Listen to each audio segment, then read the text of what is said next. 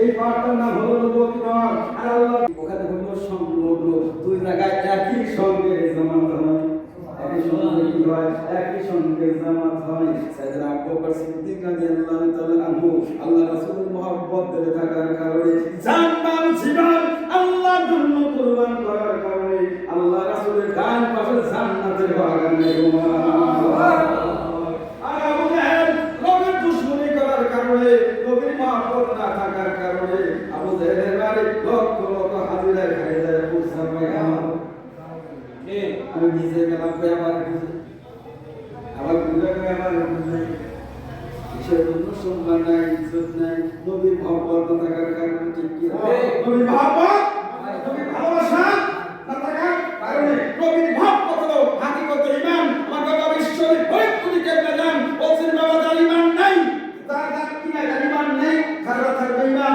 অর্থাৎ হাদিস শরীফ হলো লা ঈমানা লিমান লা মুহাব্বাতান, লা ঈমানা লিমান লা মুহাব্বাতান, লা ঈমানা লিমান লা মুহাব্বাতান। রাসূলের মহব্বত হলো হাকিকত ঈমান। বলে সুবহানাল্লাহ।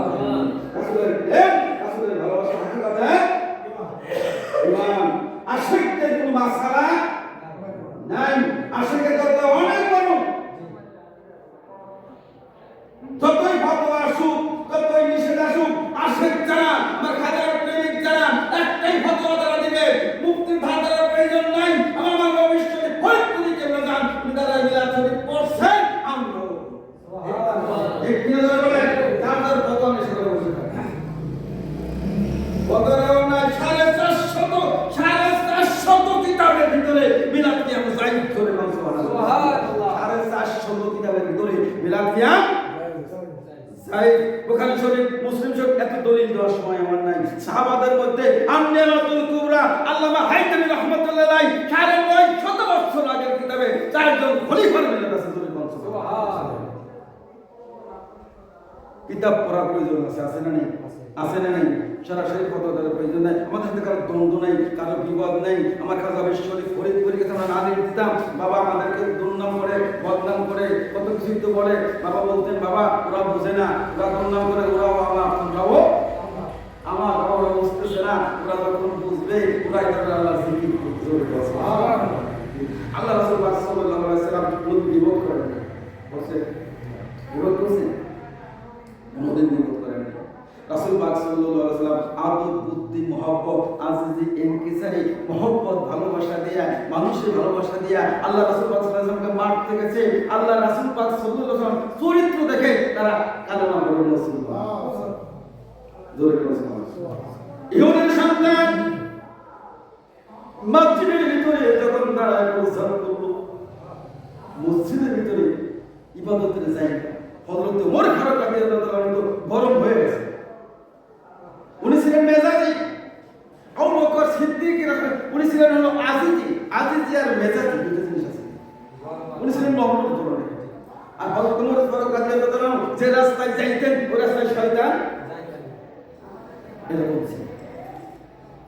হযরত ওমর ফারুক রাদিয়াল্লাহু তাআলা উনি যখন গরম নজরে একটু তাকাইছেন, রাসূল কারীম সাল্লাল্লাহু আলাইহি সাল্লাম বলেন, তোমার তুমি নজর বন্ধ করো, খামোশ হয়ে যাও। তোমার সওয়াব, তোমার মেজাজ থেকে ছেলেটা প্রস্তাব বন্ধ করতে মারা হতে। আল্লাহু আল্লাহ। রাসূল কারীম সাল্লাল্লাহু আলাইহি ওয়াসাল্লাম ছেলেটিকে বাবা বলে ডাক দিলেন, বুকের মধ্যে জড়ায় দিলেন। বললেন, বাবা এটা ইবাদতের জায়গা, মসজিদ, সেজদার জায়গা। বাবা পাশে ওই যে ইস্তিনজা, ওইখানে প্রস্রাবের জায়গা, বাবা ওই জায়গা প্রস্রাব করব। ডাক দিয়ে মহব্বত করে রহমতের হাত বাড়াবো, ছেলে মাথায় বোলায় দিলেন। ছেলেটি চলে গেলেন বাড়ির দিকে। কিছু দূর যাওয়ার পর ছেলে চিন্তা করে, মাবুদ ও মাওলা, এত সুন্দর ব্যবহার, এত সুন্দর বাবা ডাক জীবনে কোনোদিন আমার আপনজনের কাছে শুনি নাই। এত সুন্দর ব্যবহার আমার আমার পরিবারের কাছে কোনোদিন পাইনি। আমি আর বাড়িতে যাব না, বাড়িতে যাব না, আমার ঘরে আমি ফিরে যাব না।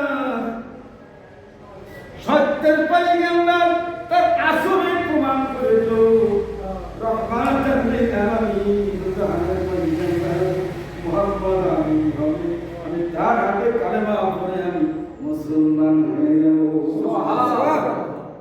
ছেলেটি ফিরে আসলেন, ইতিমের মতো তারা চোখের পানি ছেড়ে দিলেন।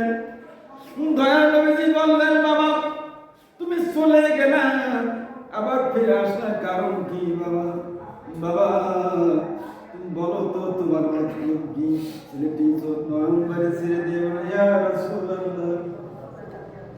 আপনার চরিত্র আমাকে বাইরে যাইতে দেয়নি, আপনার আচার আপনার ব্যবহার, আপনার আচার ব্যবহারে আমাকে বাইরে যাইতে দিল না। আপনি খারাপ কোনো কথা বললেন না, ইবাদতের জায়গায় প্রস্তাব করছি তার কোনো প্রতিবাদ করেন নাই। রাসূল গো, আপনি রাহমাত আলাইহিল আলামিন সত্যের পয়গম্বর, আমাকে কালেমা পড়ায়া দেন।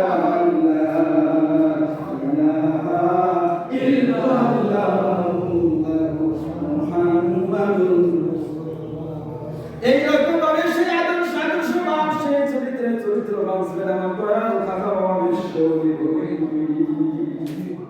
কত বদনাম করলো, কত বদনাম করলো, বদনাম করলো, বদনাম করলো। আমরা দয়ালু রাসূলের চেহারা দেখি দরবার শরীফে পায়ে ধরে তারা আল্লাহ জিকির করে আল্লাহর উপরে গেছে। খোদা প্রিয় প্রিয়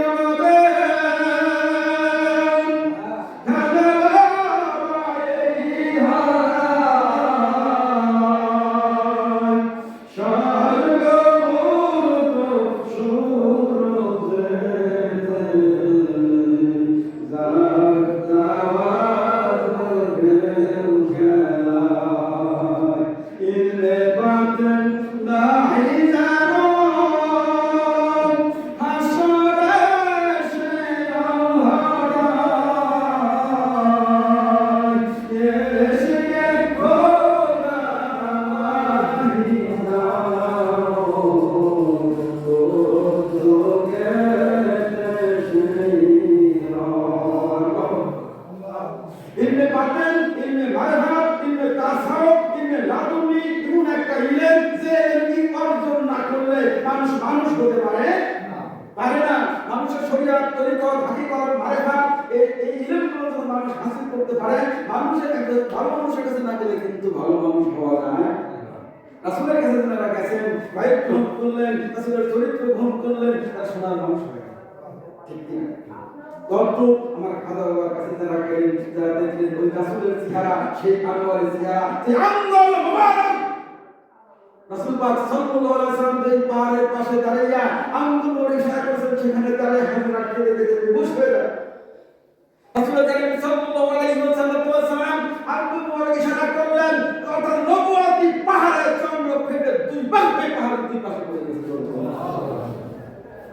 সুবহানাল্লাহ। আছে না নাই? ক্ষমতাগুলো আছে না নাই? এই পাহাড়টার নাম হলো নবুয়তি পাহাড়। আর আল্লাহর যে পাহাড় সেটা কুদরতি পাহাড়। কুদরতি পাহাড় আল্লাহ, সেই আল্লাহর কুদরতি পাহাড় আল্লাহ নবীদেরকে দান করেছিল মাঝি যা করে দেওয়া। সুবহানাল্লাহ। আর ওলিদেরকে সেই পাহাড় নবুয়তি পাহাড়, নবী অর্থাৎ নায়েবী নবী যারা, আল্লাহর ওলি যারা নবীর নায়েব হিসেবে সেই পাহাড় সেট হয়ে ওলি আল্লাহদেরকে দিয়েছে। সেই পাহাড়ের নাম হচ্ছে কারামত। কারামত আউলিয়া হাক্কুন। সেই কারামত আমার বাবা শরীফ ফরিদপুরি শাহাদত আঙ্গুল মুবারকের মধ্যে নবুয়তি পাহাড় আল্লাহ রাব্বুল আলামিন আল্লাহর ওলি হিসেবে দান করেছেন বলে যাচ্ছে। সুবহানাল্লাহ। এই শাহাদত আঙ্গুল মুবারক দিয়ে আমাকে লাগান তুমি তৈরি করতে জোরে বল সুবহানাল্লাহ। আছে না নাই? আছে না?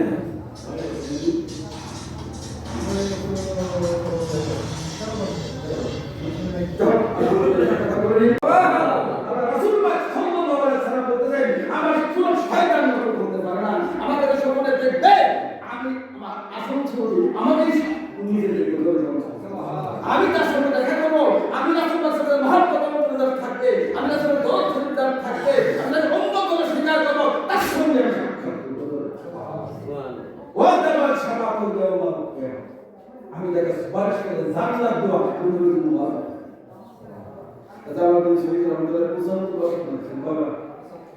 উনি কিতাব লেখেন আল-হুলিল ফতোয়ার কিতাবের ভিতরে মিলাদ শরীফ হাজার বার চাই। ওই আলেমের ওই কিতাব দরকার আমাদের আছে, হ্যাঁ চারজন খলিফার কিতাব আর নিয়ামতুল কুবরা করে দেখেন, চারজন খলিফার দেখেন তো সময় নেই, কোনোদিন যদি আসি আলোচনায় বক্তব্য আসি তখন বলি কত প্রকার লাগবে। একটা করে খালি বলছি 450 সহিহ কিতাবে নিয়ে আমি যাই তখন তো আমার কথা হলো কি আমলের জন্য আমরা আমল বাড়াই দেবো, ঠিক না? আমল বেশি আমল বেশি করবো, আমলের মাধ্যমে নবলের মাধ্যমে আল্লাহকে লাভ করা যাবে। সময় না তোমার সময় আলোচনা দিয়ে এখানে সমাপ্ত করলাম। এখানে আমরা রাখবো যে আমরা আর আল্লাহ রাসূল পাক সাল্লাল্লাহু আলাইহি ওয়াসাল্লাম আটকে ধরে রাখবো। সুবহানাল্লাহ। আসসালামু আলাইকুম ওয়া রাহমাতুল্লাহি ওয়া বারাকাতুহু। আলহামদুলিল্লাহ, ধন্যবাদ আলহামদুলিল্লাহ মাওলানা আব্দুল রাসূল সাহেব, ঢাকা বিভাগীয় কাউন্সিল সদস্য খান বিশ্ববিদ্যালয় দরবার শরীফে গতকাল মিয়াবাজারের অনুমোদন করে মসজিদ উদ্বোধন করা হয়েছে। আজ প্রথম জুমা নামাজ, এই নামাজের ইমাম দরবার শরীফের ছাত্র মুজাম্মেল এই মসজিদ হুজুরকে বলেছিলেন, বাবা আমি স্থানে স্থানে মসজিদ নির্মাণ প্রকল্প দিলাম, তোমাদের নির্মাণ করবে। যদিও এখানকার মসজিদ আছে, তারপরে এই সমস্ত মসজিদে বিশ্বজাতের মসজিদ দরবার শরীফে 24 ঘন্টায় যে পরিমতে সত্যতা আমল করা হয়, ওই মসজিদে কমপ্লেক্সে সেই আমল তোমরা পাবে এবং এলাকায় যেখানে মসজিদগুলি চলবে আর যেখানে মসজিদ কমপ্লেক্স থাকবে ওই কমপ্লেক্সে তরিকতে কেন্দ্রবিন্দু হিসাবে তোমরা প্রবেশ করবে।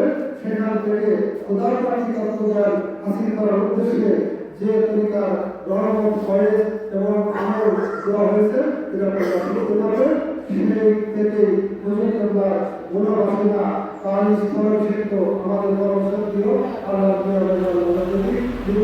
আমাদের যে তোমরা এখনই কাজ শুরু করে দাও, সেটা আমরা শুরু করলাম ইনশাআল্লাহ। সকল আমি দয়া করুন, সকল বলে আমি এখন এই মসজিদের ইমাম খোদা প্রকাশেন তাদের বিশ্বজাতের মসজিদ। এখন আমরা যারা সুন্দর করিলে আমাদের মাথায় এটা করে দিই।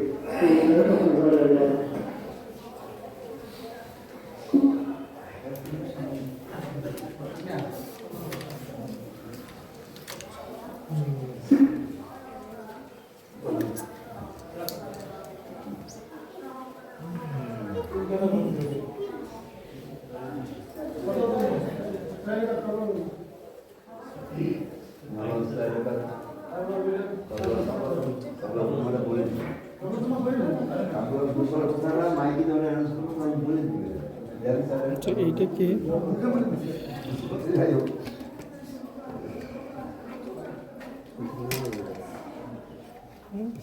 নামাজে দাঁড়ানো